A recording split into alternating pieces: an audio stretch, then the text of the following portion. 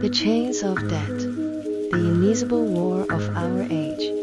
The greatest battlefield of the modern world is not fought on land, but in the realm of debt. There is no smoke, no marching armies, yet it seeps into every bill, every contract, every act of spending. Every government sustains its fragile prosperity through deficits. Fiscal shortfalls have become the new normal. Nation debts pile high like mountains, disguised under banners of stimulus and economic stability. Politicians rule in short terms. They care more about applause in the present than the burden their decisions will place on generations to come. Every household, too, borrows against the promise of tomorrow.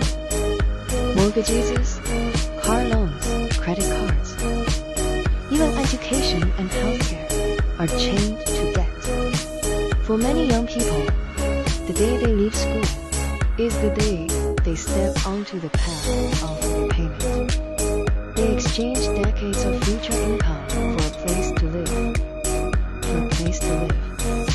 or for a fleeting sense of dignity in the present. Debt has become an invisible shackle.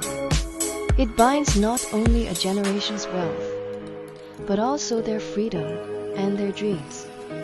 We think we are consuming, but in truth, we are repaying.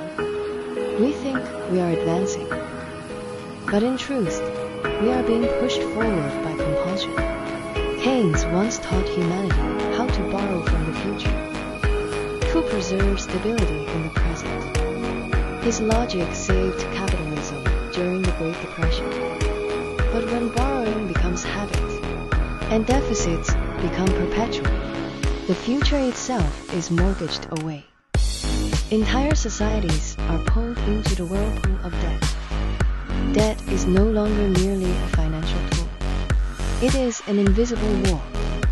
It does not need guns, yet it silently robs a generation of its freedom. It does not need armies, yet it can sink nations into fiscal abyss. This war has no battle reports, no smoke, and no clear enemy. But its cost is borne by every ordinary person. Rising prices, stagnant wages, uncertain futures, all remind us that debt is collecting its interest, and that interest is paid not only in money, but in our time, our freedom, and our hope. The illusion of Keynes has now hardened into chains of iron. It reminds us that short-term prosperity is not true victory, but the cost of pledging tomorrow again and again. If war robs people of their lives, then debt robs them of their future.